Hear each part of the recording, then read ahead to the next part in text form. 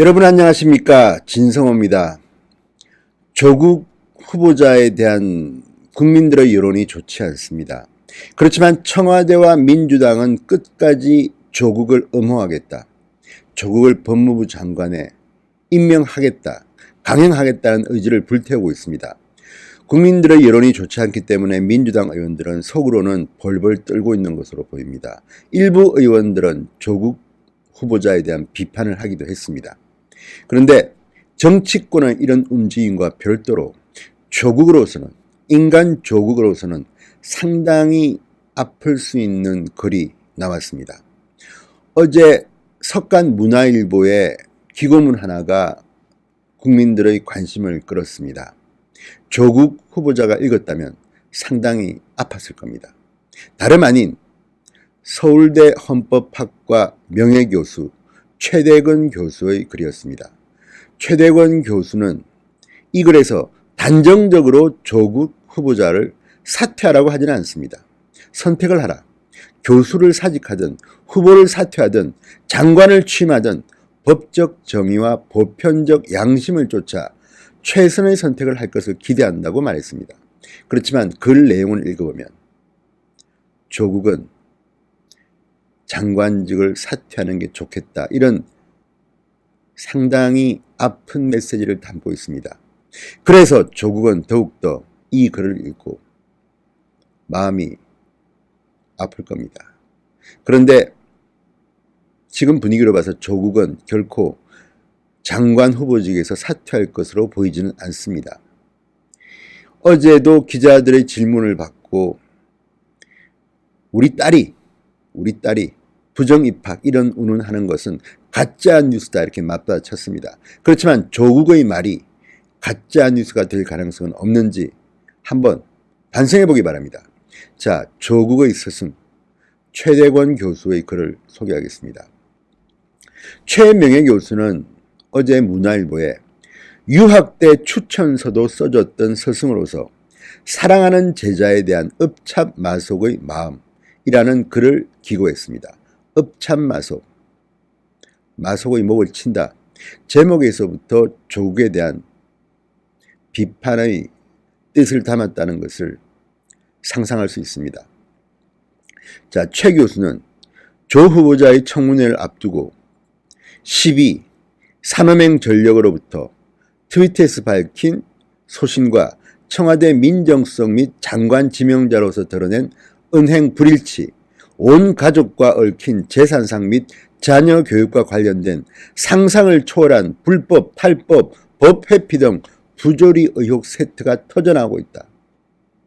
불거진 의혹이 그가 지닌 능력, 비전, 소신, 예의 범절의 결핍에서 나온 것인지 의혹과 상관없이 또는 의혹에도 그를 내치도록 하기에는 참 아까운 인재인지도 살펴야 한다. 이렇게 썼습니다.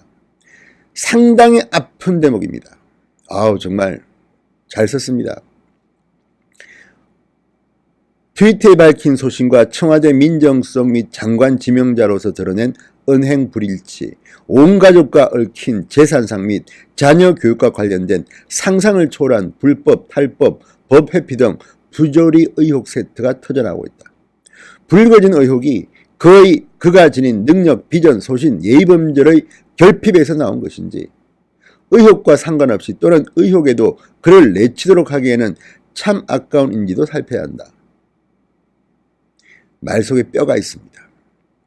이어서 해명될 수 있는 의혹도 해명되지 않더라도 국정 수행에 지장이 없다고 판단되는 것도 있을 수 있지만 동시에 학자, 교수로서 또 장차 법무장관으로서 후보자가 지닌 능력, 비전, 소신과 도덕적 상실함이 함께 검증돼야 한다고 썼습니다. 그리고 이게 중요합니다. 한 나라의 장관 자리는 준비된 사람을 앉히는 자리이지 결코 훈련시키는 땜빵하는 자리가 아니다. 적폐를 부수고 국가와 법적 정의를 위해 헌신하겠다는 결의와 능력이 없다면 대통령 장관 후보 지명을 철회해야 하고 후보자는 과감히 사퇴해야 한다. 이렇게 썼습니다. 후보자와 관련됐다고 제기된 각종의 부조리 의혹으로 지금 온 나라가 열받고 국민이 열받고 있다는 의미는 다양하다. 법적 정의는 좁은 의미의 법문만을 의미하지는 않는다. 여당이나 후보자의 해명대로 엄밀하게 해석된 좁은 의미의 법만을 의미한다면 지난 정권 고위직 인사에게 적용한 법 집행의 많은 부분은 수사, 압수, 수색, 구속으로부터 재판에 이르기까지 엄밀한 법 위반이 아닌 행위에 대한 과잉법 집행에 불과하다고 썼습니다. 최대건 교수도 문재인 정권이 들어선 이후 자행된 적폐 수사가 얼마나 과잉 집행했는지를 분노하고 있는 것으로 보입니다. 직권남용죄를 예시로 이야기했습니다. 법적 정의는 형사법의 경우 엄격 해석, 적용을 요구한다. 하지만 민사법 등 그 외의 경우 유추 해석, 형평성, 공정성 등 넓게 해석 적용토록 한다. 법대 교수 출신인 후보자가 자기 및 자기 가족과 관련된 법률 문제와 관련해서 법적 정의가 무엇을 요구하는지 몰랐다면 변명이 되지 않는다. 적어도 그것은 법학자로서 부끄럽다는 사실은 알았을 것이다. 이게 정말 조국을 뼈때리는 대목입니다. 예를 들어서 굉장히 바쁘게 살아가는 자영업자나 이런 사람이 자기 자녀가 장학금을 받았든 또는 스펙을 쌓기 위해서 논문에 등재를 했든 몰랐을 수도 있습니다. 그렇지만 조국은 대학 교수입니다. 서울대 교수, 그것도 법률학을 전공하는 사람입니다. 부인도 교수입니다. 이런 사람들이 자녀가 장학금을 받는데 특혜 시비가 있고 또 고등학교 2학년, 그것도 문과 외국어 고등학교에 다니는 학생이 과학 관련해서 의학, 물리학, 조류학 이런 데서 논문을 쓰고 상을 받고 하는 것을 부모가 몰랐다는 게 말이 되겠습니까? 적어도 이런 것들이 앞으로 대학을 입학하는 데 도움이 될 거라는 것을 알았을 가능성이 높습니다. 게다가 조국 후보자 측의 설명도 틀린 것이 지금 막 나오고 있습니다. 예를 들어서 조국의 딸이 고려대학교에 수시전형으로 입학했는데 그때는 이런 논문 같은 내용을 자기소개서에 쓰지 않았다. 자료도 내지 않았다고 했는데 지금 그게 거짓말인 게 하나씩 드러나고 있습니다. 고려대학교도 시인했습니다. 자기소개서에 이런 걸 쓸 수 있도록 되어 있고 이미 지금 온라인에 돌고 있는 조국 딸의 자기소개서가 있습니다.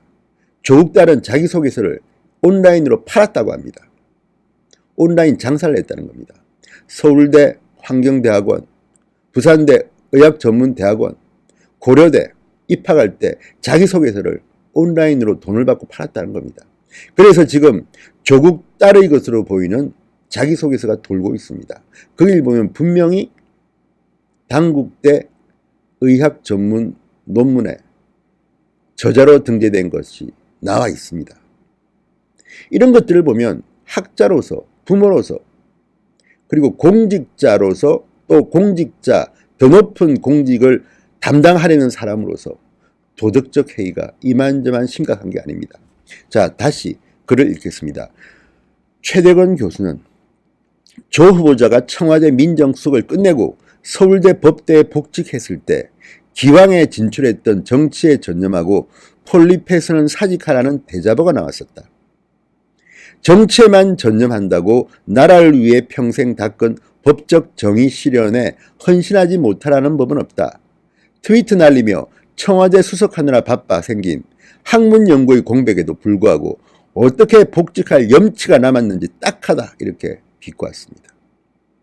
스승의 말을 들으십시오. 지금 조국은 공직자뿐만 아니라 한 인간으로서 지금 스승의 말을 제자로서 한번 되새겨 보시기 바랍니다. 헌법학자 최대건 교수, 유학 갈 때 추천서까지 써줬다는 바로 그 스승님의 글입니다. 조국은 이런데도 민심을 외면할 것인지, 오직 당리 당략을 위해서 민주당은 이럼에도 불구하고 계속 조국을 밀고 갈 건지, 그리고 무엇보다 문재인 대통령은 사람들의 말을 듣지 않습니까? 여론에는 귀를 기울이지 않습니까? 정말 심각합니다. 조국의 스승 최대건 교수의 글이 정말 마음을 아프게 합니다. 진성호의 직설이었습니다. 여러분 감사합니다.